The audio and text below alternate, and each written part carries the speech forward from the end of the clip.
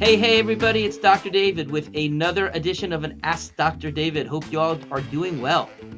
As you might imagine, I have been receiving lots of questions about my opinion about what the Florida Surgeon General said this week about children, that the state's official position is that healthy children not be vaccinated for SARS-CoV-2 COVID-19. I've actually done 4 media avails already in the last 24 hours, and also I have more coming up. So it's nice that people want to know what I have to say about this. Of course, I like to use this forum here because I get to use much more expanded thoughts than the little sound bites that I usually get on the news. So I wanted to present this to you in an unadulterated way. Okay, now, as you can imagine, there is a lot to break down here. And as you might also know, this was the last 45 seconds or so of an hour and a half roundtable that Florida's Governor DeSantis had done with a bunch of different scientists talking about his view and the state's official view as to the entire pandemic. There were a lot of very good points raised in this. I do agree with a lot of what was said here, certainly not everything that was said. But certainly, talking a lot about the impact of what masks have done to young children who are learning development, being out of school in the first place. And, Florida was one of the sooner to be back in the state. And what we understand about the mental health impacts, the behavioral impacts of children who are isolated, being at home, what that did to families, the stress that did to families. And of course, that all is true. Right. And of course, raising questions about efficacy of vaccines especially in the face of Omicron, which I think is also a fair discussion and something that I'm going to talk a little bit more about. However, the statement that came forth from the Surgeon General, and I'm going to make sure I got this right, is that the state of Florida is recommending that children not get vaccinated, healthy children. Okay, now this is very different than saying, hey, looking at the evidence that's been put forth us, weighing the risks and the benefits, we are not clear that there is an overwhelming benefit to the vaccine relative to catching the disease, for instance, in young children especially. And I think that is a fair question to ask. And of course, they could have gone on to say, but, the jury is still out and we just don't know that. But that's not what was said. There was an actual recommendation against vaccinating. And in my opinion, that was way too strong of a statement. Okay. And in my opinion, the job of officials, physicians, government authorities should be putting information out on the table so that people can decide what is best for them and what is best for their children. Okay. And of course, we know that the CDC made very different recommendations stating all children should be vaccinated. So where does this really lie? Okay. So as you know, I am one who does, of course, advocate for medical choice. And I do believe that the most helpful thing that anybody could do would be to create 2 lists. What are the benefits versus risks of being vaccinated? And what are the benefits or risks of catching COVID? Okay. And comparing those 2 lists and then seeing where things lie. And of course, there's lots of things to take into consideration here. Now, first and foremost, what is the definition of a healthy child? I'm very much waiting to see what that actually is. Because how many children are obese? Mental health issues, cognitive health issues. Kids are now with asthma and allergies and autoimmune conditions. So who is healthy in the first place? I mean, one can argue can be made that a lot of people are not healthy. Thankfully, in my practice, we do have a lot of healthy people because of the lifestyle choices that we choose to make. But also coming around to what the statement was. Now, to say that the state is recommending not to be vaccinated, that would also imply to me that in the state's eyes, that the risks are outweighing the benefits. Now, I know that there's been lots of research out there that has brought into question how beneficial are vaccinations to healthy children. And there are certainly studies that have talked about how rare or unrare complications beyond hospitalization and death that there are in children. But to me, there needs to be data that clearly shows that the risks are outweighing the benefits before making such a bold statement, because of course we know that that's going to have an impact on people. I personally have not seen the data that supports that. And by all means, I call upon the governor, I call upon the Surgeon General to present the data that would suggest such a bold statement is correct, that would make it be that the risks are actually outweighing the benefits. Now, I have seen lots and lots of children who have received the vaccine who did perfectly fine. No problems whatsoever. I have seen some children who have had problems with it. Some kids have gone into like these worsening of OCDs or worsening of anxieties. I have seen kids have some fatigue afterwards.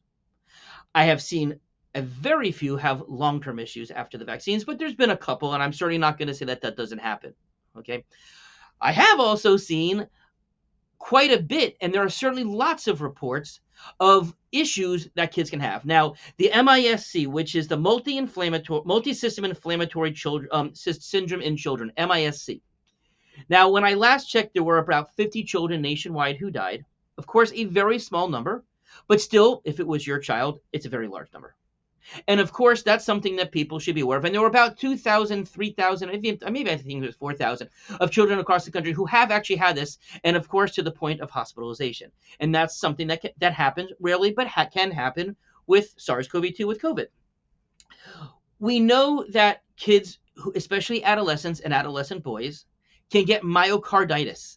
Now, this was also an interesting thing that I've talked about previously. Yes, there are people, there are children, there are young adults who have gotten myocarditis from the vaccine. There are also a lot of people who have gotten myocarditis from the wild virus. And the numbers that I have seen has been that numbers are larger, and that the myocarditis seen in those situations have been more severe. Okay, so again, not to say that the vaccine is completely safe and not causing myocarditis. But again, we should be talking about there's option A, which is allow oneself to have natural immunity, and option B, getting the vaccine. Now, of course, there's another part to this, which is what if a person had the vaccine, had the wild virus already? And I'm going to get to that because that, of course, needs to be part of the conversation. However, we are having reports of kids who are having brain fog, cognitive fatigue, not able to attend to and focus that have happened after the virus. There are children who have physical fatigue, poor sports performance that have gone on for months afterwards. Ongoing chest pain, ongoing cough, exercise-induced respiratory issues, kind of like exercise-induced asthma. There have been children who have had mental health issues following the disease, following the wild disease. Anxiety, depression, panic disorders that have occurred after the disease. So to say that even though, and I fully agree, the likelihood of hospitalization, the likelihood of death following COVID wild disease is pretty darn small. Absolutely. But also, I would like for research to be shown, I would like data to be presented to us that these long hauler symptoms that kid can get. I've seen numbers 30% up to 50% of children may have some type of lingering symptom, not necessarily overly debilitating, but some type of symptom that can persist for long term after catching COVID. So I think that those are all really important things that need to be put into play when weighing the risks and the benefits beyond looking at hospitalization, ventilation, God forbid, or death. So that's something to take into account.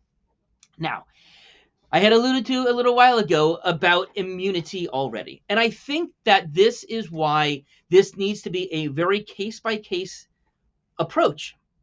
And why, as you may know also, I am not one who advocates for vaccine mandates.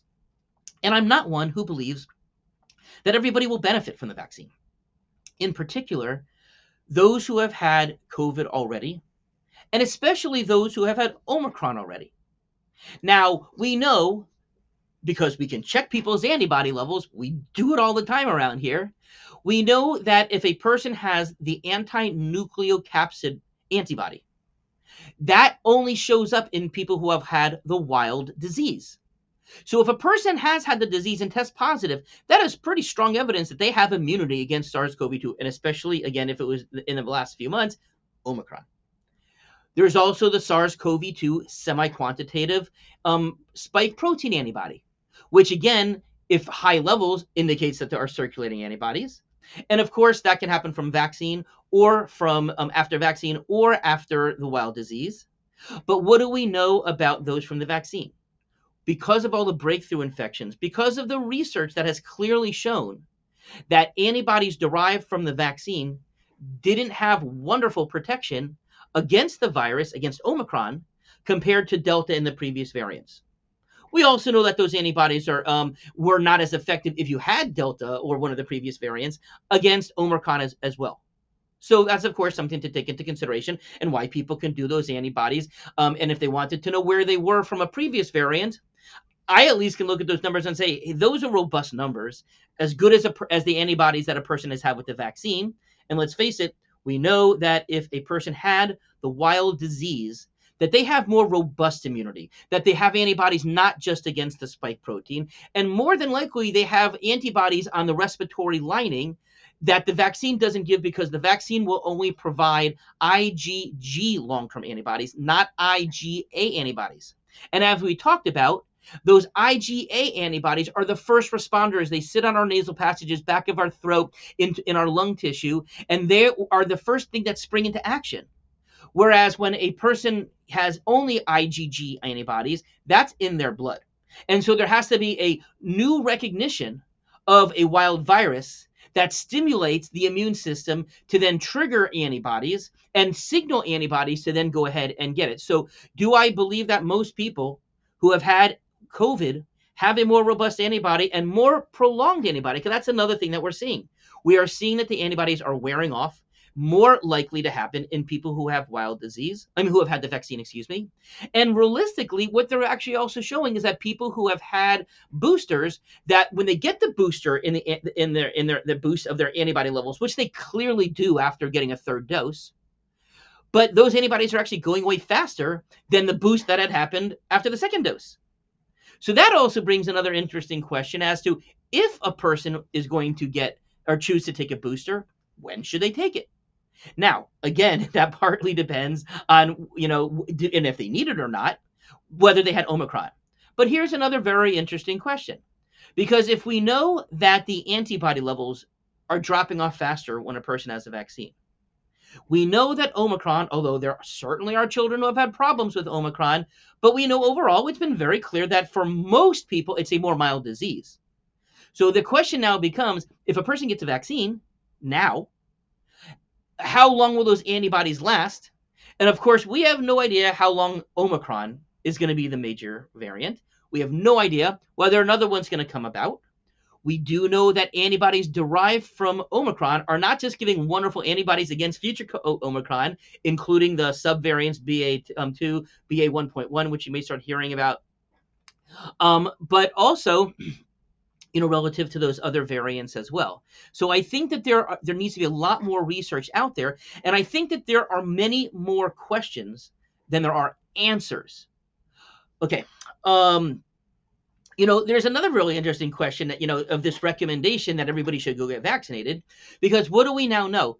We know that the CDC is actually saying that delaying the second, even between dose 1 and dose 2, that delaying the second dose actually makes less likely to have side effects, because the inflammatory system may not have settled down 3 weeks after getting a first dose. Now, of course, a booster is given 6 months after the second dose. And that certainly does give the immune system to calm down. And also, one of my observations is that people have had less issues with a booster vaccine. And I've also found that people are highly unlikely to have an issue with the booster vaccine if they've already had if they had no problems with the first 2 doses. So again, I'm putting out there for you ways of looking at this for you to weigh that risk versus benefit. But again, we know even through previous, recommendations from the CDC, that if a person had COVID, that there was a recommendation to go ahead and get vaccinated as soon as you recover. Now, I personally seriously question the wisdom of that. To me, there's no logic whatsoever to that. Could a person get antibody levels and checked, and if they're seeing it decline, could there be an advantage to that person getting a vaccine at that point? Sure they can. But why don't we just check it? Now, of course, there is actually an interesting part to that question. Not everybody can afford it. All right. Not everybody has access to healthcare. Underprivileged communities certainly much less likely to have it.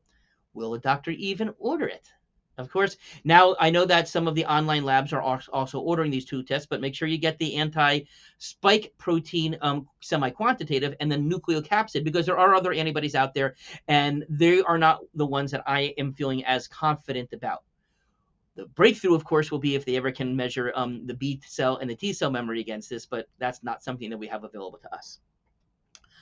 Okay, so I think I actually just covered that all. I know that that's a lot to unpack, and I'm expecting that this will leave more questions than answers. But isn't that how science evolves?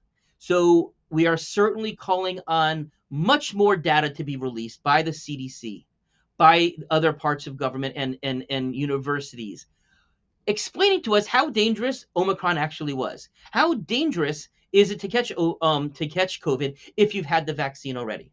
How dangerous is it to catch Omicron or a future variant, which we won't know about, if a person's been vaccinated? Where's the data? My understanding is that the drug companies have a lot more data that they haven't released. The New York Times showed that the CDC has a lot of data that they haven't released.